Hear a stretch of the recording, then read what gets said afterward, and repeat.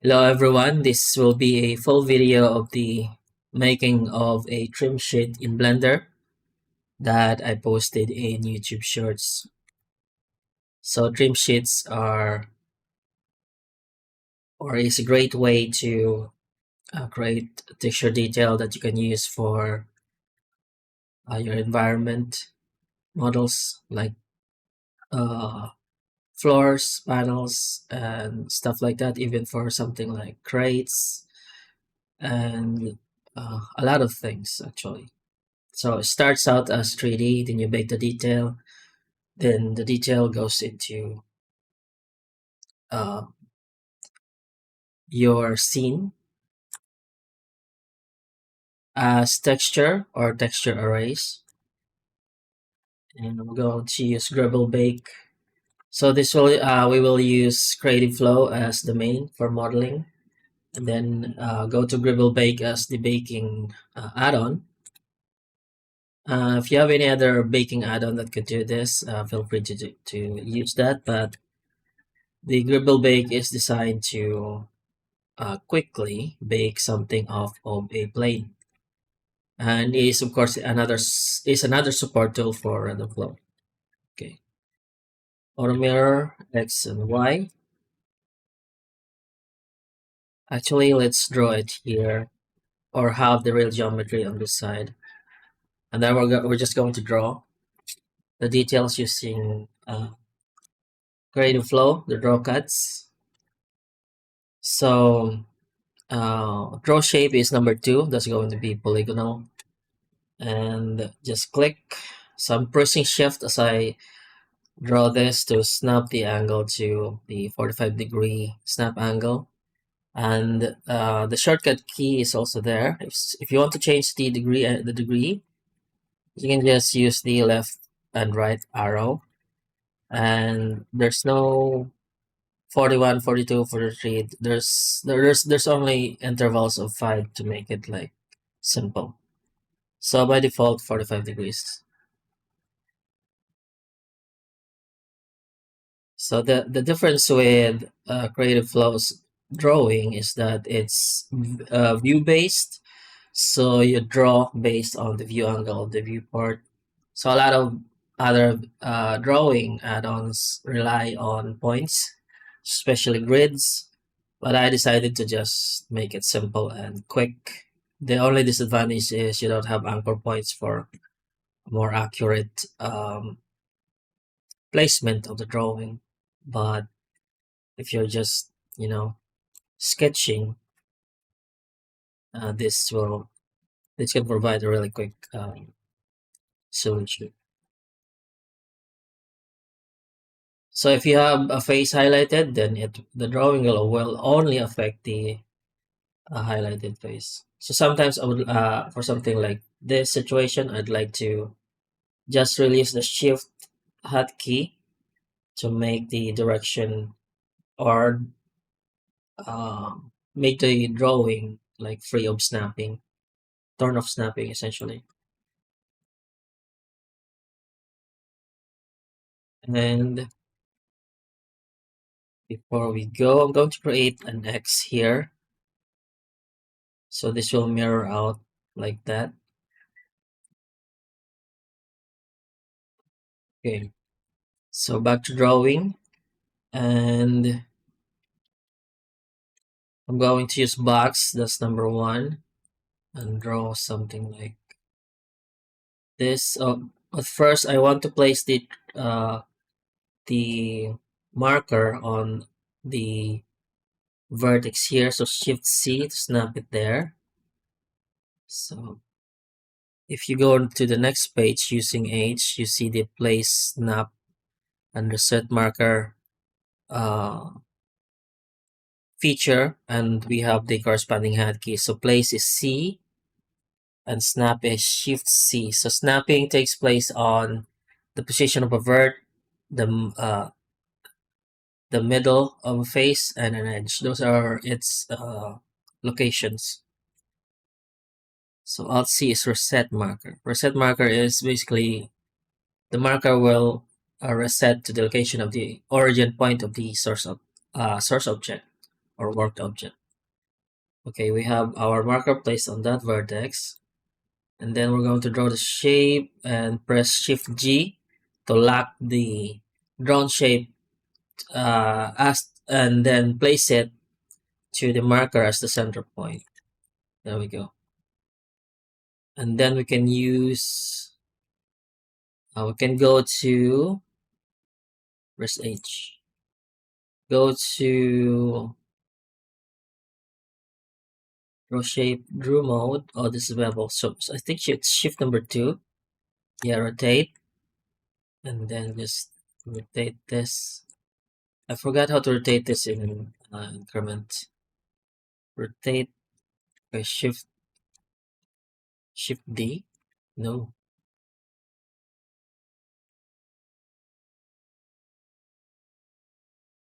Uh, rotation is 20 degrees.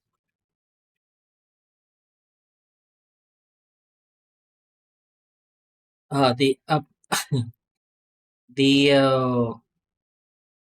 up and down button sets it to 45 degree increments, rotated to 45-degree increments. Okay. And shift WSAD is 90-degree increments. No, it's still 45 degrees. So I guess yes, it's the only control available. Okay. So space to confirm. Go. We should have just selected this space, but we can just delete it. Okay. And then selecting these faces, I'm going to inset, then push inward using control and mouse drag. There we go. But before that, I forgot. Going to draw another shape. So we have our place our marker here. Shift C on that vertex, and Shift G to lock it. To lock the our draw shape onto that marker. Then press space to confirm. Let's just delete this. And then go back here and insert. There we go. So you can inset during you can manipulate the depth of the inset during the inset process by let me just save this. So trim sheet number 2. So during the inset, you press control, then you manipulate the depth. But if you forget to do that, you can use the Alt S or shrink and fatten function to actually emulate the same effect or emulate being copied the same effect. Okay, there we go. And can select these faces here. Do something like this.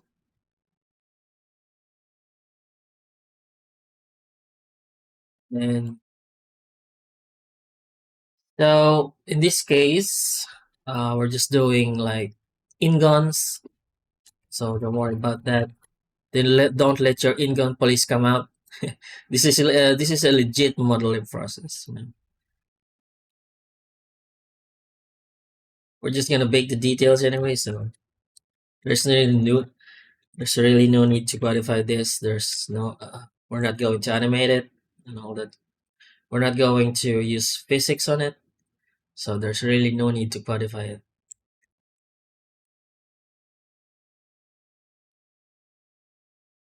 Make sure that there's no tangent between some.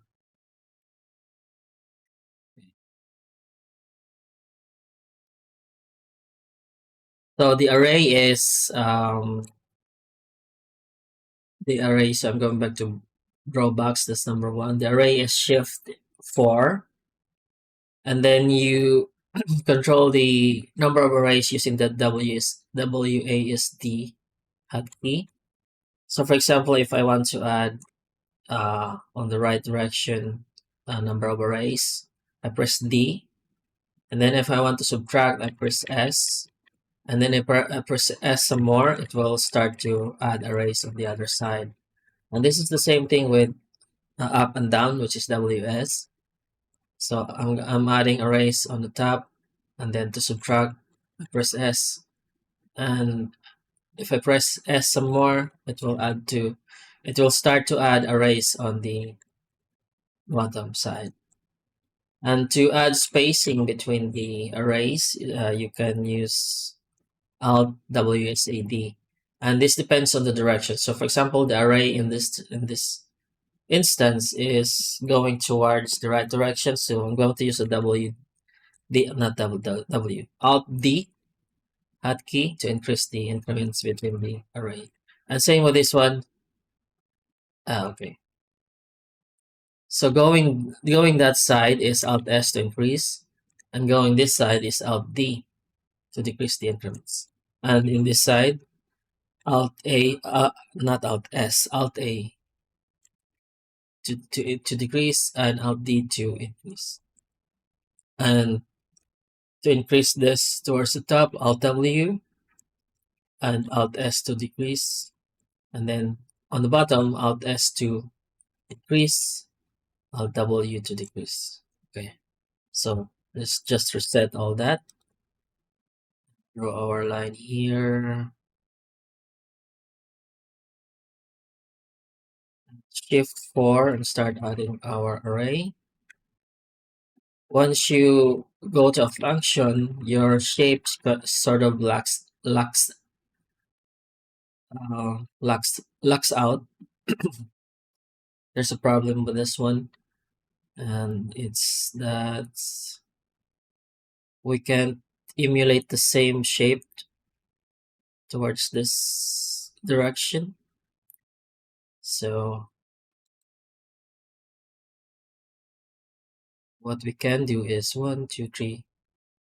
Divide this into a pie using this.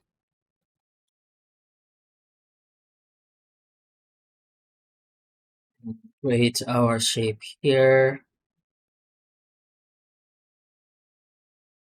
Go to array. So I'll do more of this in the days. This is turning out to be pretty complicated, but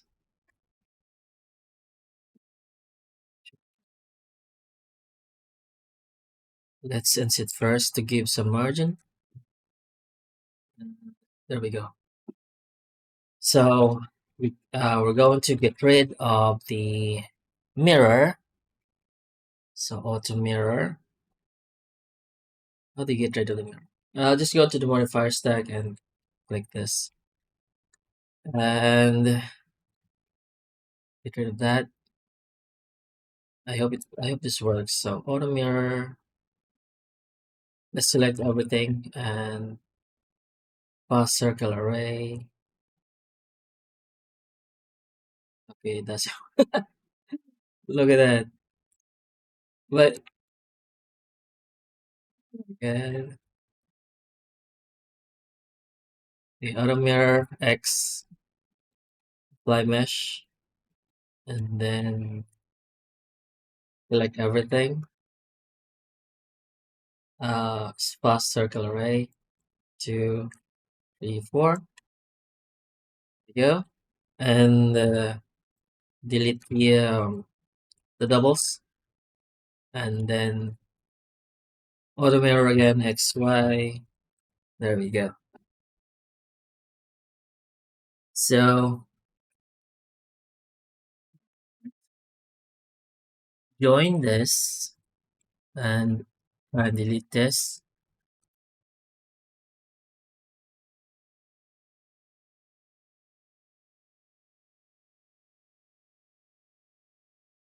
So just temporarily fixing the topology. So it's much better to actually add detail using quaded areas than in guns. So unless you of course want to draw it just like I did.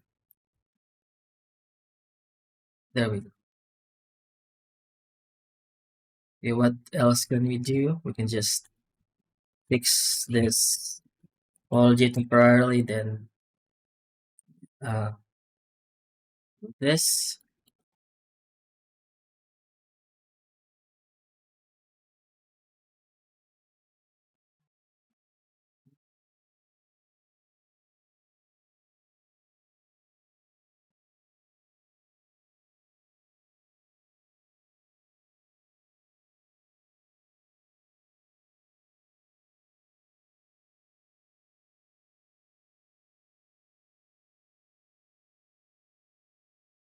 Everything should be arrayed.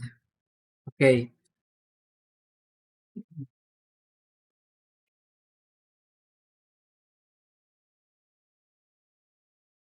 we can start to bake this now. Let me just do this before we do that. E. So E is view to face, and you can also use view by edge or to edge.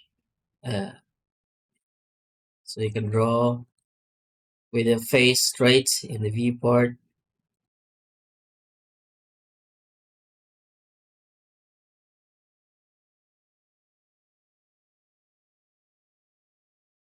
Okay, now we can bake this. But first, we're going to um, maybe not, since we can't really bake the vertex color. So we'll no. We're going to bake the diffuse using the uh grunge shader nodes from Random Flow. But first, we're going to give this a basic shading using vertex color. Random vertex color and dirty vertex color. Sharp and mark sharp.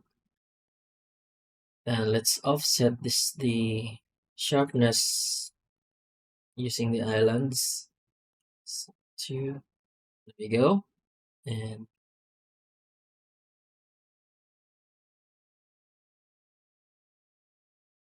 just select something that,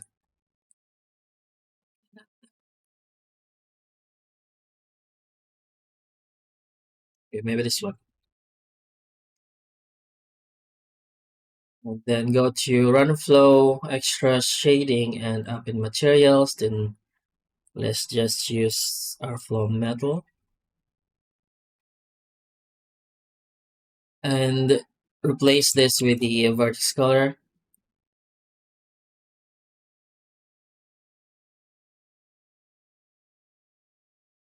Roll its intensity with the overlay max factor. And adjust our color ramp for the roughness and metallicity. Let's change the SRI and let us fix the grunge shaders, the effect of the grunge shaders. Something like this should be one.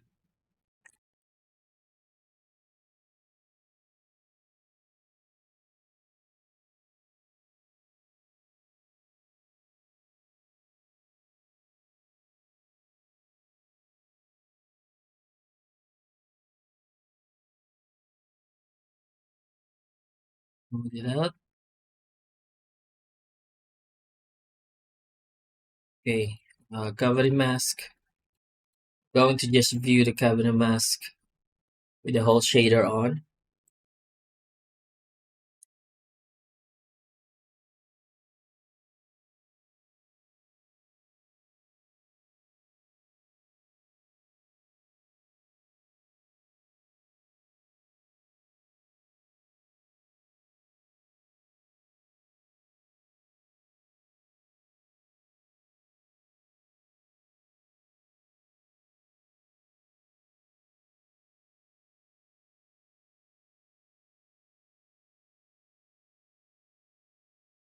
Maybe something like that.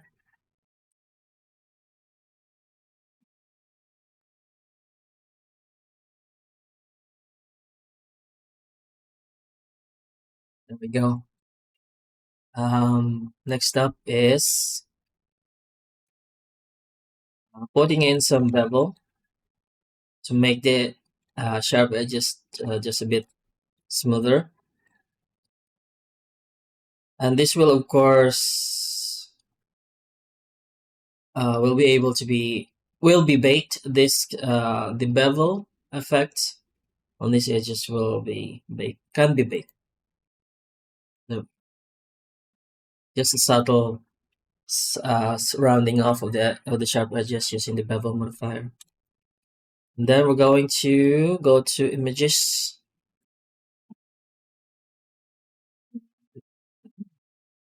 go to Greeble Bake, and bake origin. Select our work object, and then bake to last images.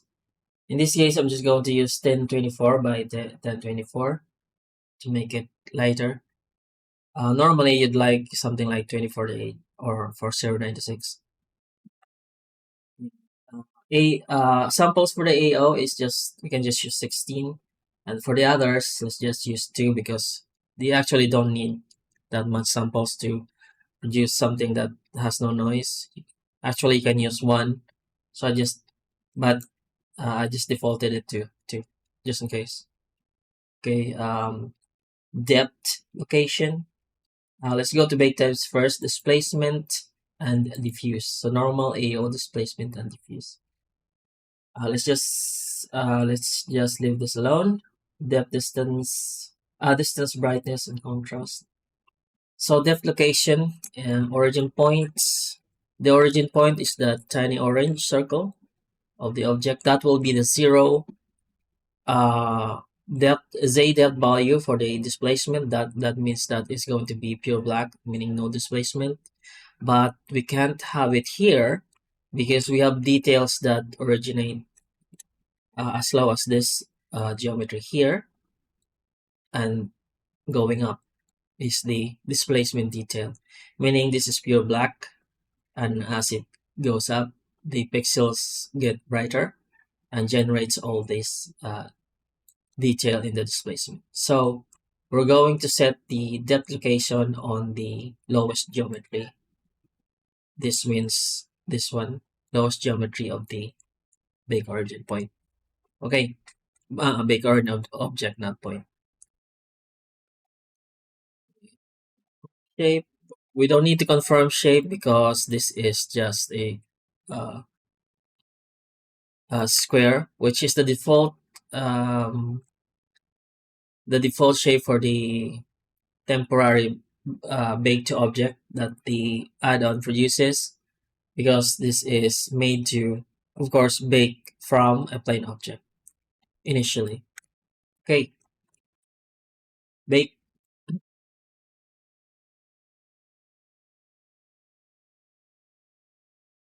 And this is our displacement. And this is our AO diffuse. That's our diffuse. So the bigger your map, the more accurate this the pixels will be. And this is our normal. And the noise that you can see here is from the shader. The normal detail, it's reading that, but of course the map is, if you want to disable this, just disconnect all the normal map, a normal bump shader in the ground shader to make it clean. So in this case, I'm just gonna leave this alone. Okay, and let's generate a plane to test this out,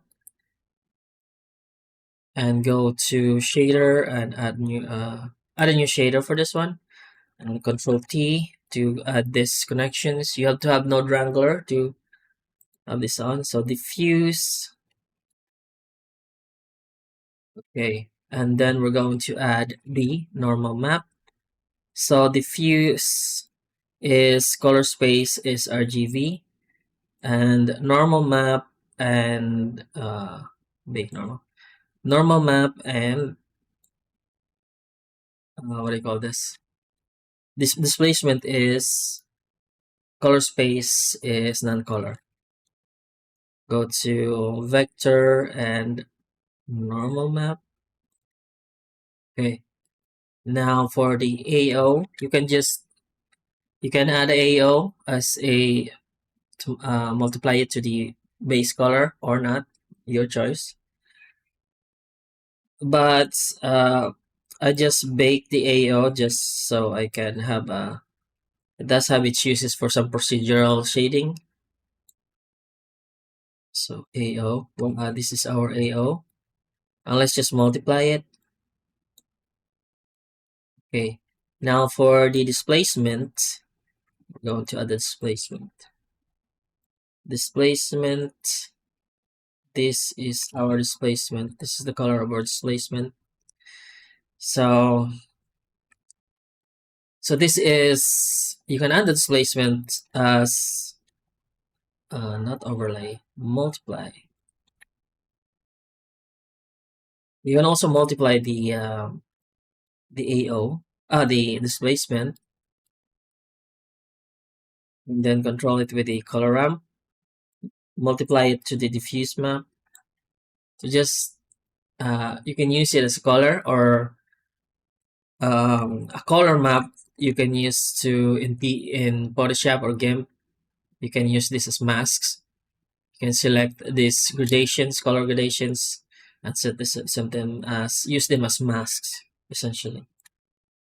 But here you can also use this as another way to color your model based on the depth of the surface. And we can go to the color step 0 to probably lessen the effect of the texture. So this is just uh,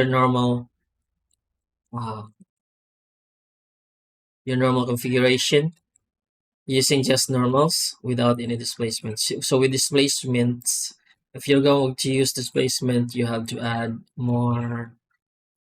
um, more resolution.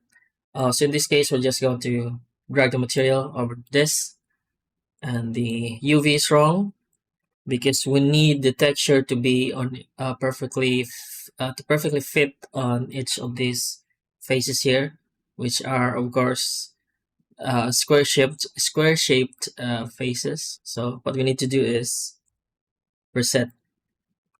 There we go. So you can set this for your floor or wall or ceiling paneling, and also use it for something like the box.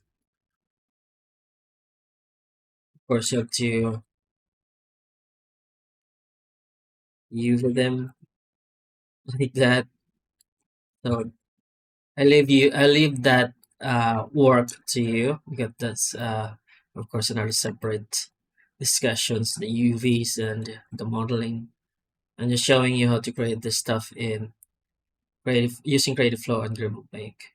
Okay, so let's try it with displacement, and we need subdivision, and we need the subdivision to not affect the shape of the model. So let's use the simple algorithm and turn off optimal display so you can see the increase in resolution using just the wireframe view.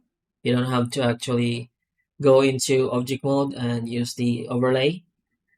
Visibility, viewer visibility. So wireframe, you don't have to do this. You don't have to go there. You can just do this. And when you increase the resolution, you can also the subdivision level, you can see the increase in resolution using just the wireframe view. Okay, let's turn on the displacement, but first go to the material and then settings to activate the displacement. I think it's in settings. So set this to displacement only. If you use displacement and bump, the displacement map will be used as a bump. And displacement, I don't know what's the use of this, but for this instance, it will just create like really sharp detail that we don't want. So just use the displacement option. Set that we've set that we've set that to displacement, then go back to shader, and then use this, just the default image, not the one controlled by the color ramp, and then add the displacement vector, and we're going to start out really high and then go down from that. So set this to height, not this normal. So scale is the intensity, and you also have the mid level. Let's just start with 0.5 and 0.5, and let's see the result. Okay, so this is the result. This orange outline is the original location of the geometry, so we need to just match it up, and probably use so something like that, rendered. So we need to increase the resolution. So manually enter this. The subdivision modifier has a soft max of 6. So to go past this, you need to manually enter a number, and then you can start making it higher. Okay. So with this, I think we already got what we want using this. So probably 8 or 9. So probably 8, but let's smooth. Okay, shade smooth. So 8, and if you want something more with more fidelity, you can use 9. We can even use 7, and it's not that the degradation in the surface is not that noticeable. So only use displacement if you want to render this close to your hero subject. So the details are more pronounced and not just a flat surface with the normal map, like illusion trick. So this will be more, the details will be more realistic. And for faraway objects, just use the normal map and avoid using the displacement to make the scene lighter, of course. But this is with displacement, this is with no displacement. Okay, so that's how you use the displacement map. And Alt H, and with the settings, okay, let's just set this back to 0, and let's use this one, Control 3, and set the algorithm to simple, and just increase the resolution. So we're dealing with more faces now, 4 faces, instead of just the plane. So let's be more careful with how we add the resolution. So probably something like 8 for this one. Okay, so this is our crate. So again, if close to your hero subject and you want the detail to be more pronounced, use displacement. If far away, use normal map. There we go. That is your trim sheets. So I'll be making more videos about this. So in the end, you can follow more stuff and be really familiar with the process, so you can create your own library of these things. But yeah, that's how you can do it with this add-on. So Greeble Bake is really simple. It is just the way it was, or the reason it was created is basically to let you just Greeble random flow effects on a plane, then quickly bake it, and then use it as a seamless texture or a repeating texture. But you can also use it for other stuff, like of course creating decals and creating trim sheet details like this.